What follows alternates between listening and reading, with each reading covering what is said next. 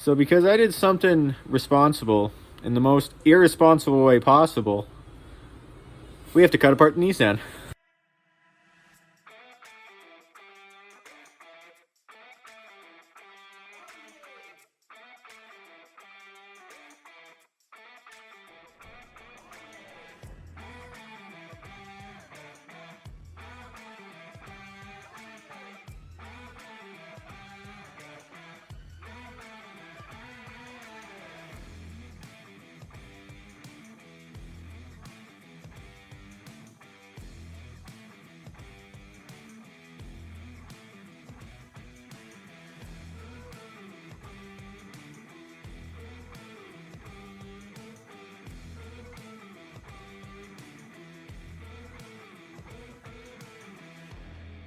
So as you guys know, the Nissan badly needs tires. I mean, they were bad when they were on the Suburban. Then I put them on the Nissan when I got it last year. Still drove it all winter on these things, and it was horrible. So I decided to get new tires for it.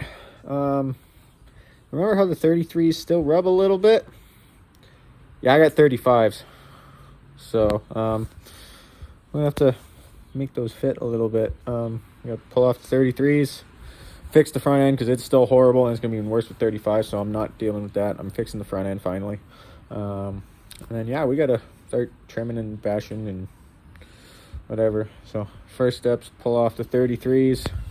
Truck's already in the garage. So they'll be the same width, and they're 15s, so they're gonna go on the same wheels. So they'll still have the same wicked awesome, not street legal stance. But this one clears here, but the passenger side doesn't clear here, so we'll have to make this go back even farther for the 33s. And since I'm fixing the front end, I should be able to put the torsion bars up a little bit, or keys, sorry. So that's right here. As you can see, this side I did not knock back as far as the other side. I'm really hoping these 35s fit. And then might be taking you to go play a little bit. Okay, so here is the amazing tread on the old tires. And here's the amazing tread on the new tires. And as you can see, there's a little bit of a size difference. So, yeah, like I said, I'm gonna have to trim a bit. Got these for a good deal. They're pretty much brand new. One has some feathering and then like a little bit of a gouge in it. So I'll just make sure that one's on the back right. Shouldn't be an issue. And it came with these aluminum wheels. They're the wrong bolt pattern. They're for a Ford. So I'll have to have these put on those wheels, which is fine because I really like those wheels. And then I'll probably try to powder coat these and sell them or something.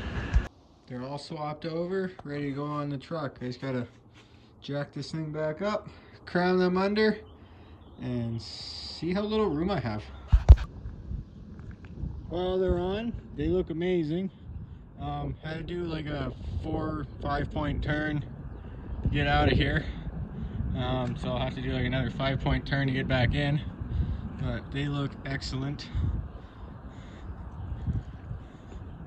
Definitely would like to turn up the keys a little bit, get a little bit more space there. And you can see it's tight, and that's the side that has the most space. Let's check this side out. Oh yeah, that's a little tight. That needs a lot of room. How does the back? Yeah, I should probably trim the back as well. That's a little close. Oh, mud flaps touching. Oh, that's it. Now we need a lift, and then we need bigger diffs, and then we can handle bigger tires, so then we need bigger tires, and those won't fit, and then we need more lift, then bigger diffs, and even bigger tires. And we won't be able to spin them, so we'll need more power. Never ending cycle. Started the trimming process, notched out a little bit there. Looks a little crappy, but I'm not going for looks super nice. Trimmed a little bit there, but left a little notch, bent it over so I could screw into it for the mud flap right here. and put a little bit bigger mud flaps on, just for legality reasons. And they say Chevy, so that will add like 15 horsepower. Time to put this tire back on, do the other back trimming, and then move on to the front, which will be the hard part, as you guys know. I figured while I was down here, cut out the overload helper springs. May not sit quite as high in the rear now, but it will be at least a bit smoother ride. At least I'm hoping. That's a lot better. I mean, it's still not ideal, but that's a lot of room now. And I haven't even turned up the keys, so I think that should be good. Might not even have to turn up the keys, actually. No, now I just gotta do the other side, and then it'll be good. Oh, that was great. Okay, I wish I caught that on camera. I was out testing out the wheels, and I just kind of flexed it up a little over the approach out of the alley and cranked the wheel, and the tire caught, and I was only idling the truck, so it bogged down the truck, and then it like jumped up and bounced all around and ended up stalling. And the neighbor down the street or neighbor down the alley, sorry, he's like working out there with his kid on their truck, and he's like looking at me like, what the hell are you doing? Pulls his kid in closer. So they don't quite clear fully, but I'll turn up the keys probably at some point, bead back a little bit. Why is my dinger still going? Just because my keys are in ignition? Shush. Yeah, so I have the keys in ignition. Okay, so yeah, that was funny. Guess I need to trim a little bit more. So since we're getting bigger tires, we're going to try to fix the front end, because it is horrible. We're going to try to solve two problems. One, the steering. If you pay attention to, I don't know if I can do it with my phone in my hand, but when you put pressure here back and forth, the center link goes like this. And it's a common problem on these. The center links go, and the pitman arms and stuff. For all I know, I might need inner tie rod ends there to help too, but I've got the idler arm and the center link right now. The pitman arm, apparently they don't make anymore, which I believe they do, just not where I want to get one. So might have to go somewhere else for that. I believe Rock Auto has them. Might have to order them on there. Might leave it for now, just put those two in, see what happens, and then kind of move our way outward. If I got to replace all the tie rod ends, I will. It looks like this one has been. It has a grease nipple. And all the ball joints have been done, at least the top ones. How about the bottom ones? I'm not actually sure. It's got bolts, but I don't know if they're bolt-on this or if they're riveted. I'm a Chevy guy, and Chevys like this one, they're riveted on, so if you see bolts, that means somebody drilled them all out and stuff. The other problem I'm going to try to solve is, see how this is not in the center of that? It's because the hole in this is ovaled. So I need to take it apart, put a washer in there and weld it in, and then bolt it in. At least I hope that would be the fix. It's supposed to cut down like that, but I shouldn't be able to move that up and down. It should just be through the hole. So, oh, it looks like my, is that from my 33s? Is that my 31s? 35s. Nope. Rewind, reboot. Let me try that again. Was that from my 35s or was that from my 33s? I mean, I did jam it up, so maybe it does hit there. Like I said, I jammed it up in the alley, so maybe it was there. I thought it was here. It looks like it was rubbing here a little bit, but oh, maybe it is there. I'm gonna put the tire back on and crank it over. Might not have to bash that more. Spacers for there? Oh god, they already sit out a ways.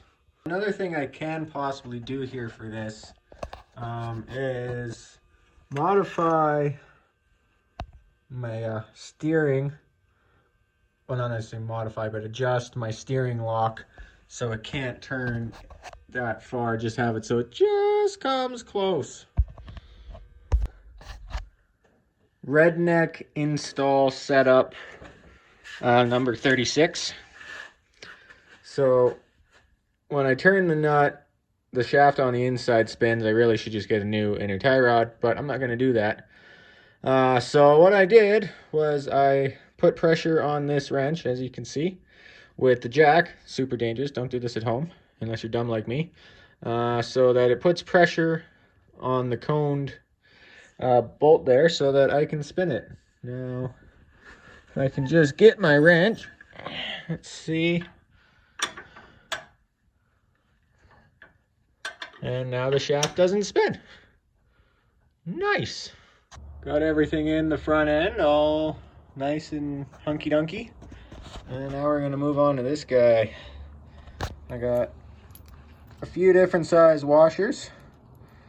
And we'll go under there and see what size fits. So I'd like tightest fit possible. So let's see here. The metric. It's got a little bit of wiggle. So let's move on to the 9/16. Oh yeah. Oh yeah. Wasting my money with the other ones.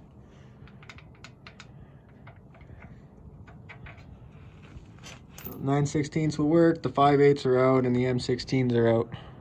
Good news, bad news time. The bad news is my washer idea is not going to work because that's not how this is set up. I was hoping it was, but no, it's a big thing here. It's a little misshapen, but I actually think I just need new bushings because in the center of the bushing was this. And as you can see, it's gone. And the bushings are kind of conical. So I'm hoping I can just get new bushings. Might mean I have to take the radius arm part off, pull out all these bushings, etc., etc. But I guess we'll go to the parts store and see what they can offer me. If not, I might just put it all back together. Call it a day. Oh, started to climb out and found this. Oh, horrible camera, man. Yeah, I might have to fix that a little bit. I'd have to pull it apart farther and see. Still get new bushings. So after some research, like usual, this is a common issue, and the solution is new bearings. Or new bushings, sorry. And I got new bushings. And then you use bearing races to replace the cup and squeeze the bushing in there. But I think these ones that I got, this was kind of one of the only sizes close enough at the place I was at. But I think it's a little too small. So I think I'm going to go parts shopping. Go try to find some new races. Not today though. I think most places are closed today. So I'm gonna take this apart, see how bad it actually is.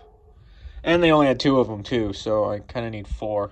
I need front and back on both sides, depending on how bad they are, but I think they're pretty bad. So I'm gonna take it fully apart and just see how bad it is and go from there.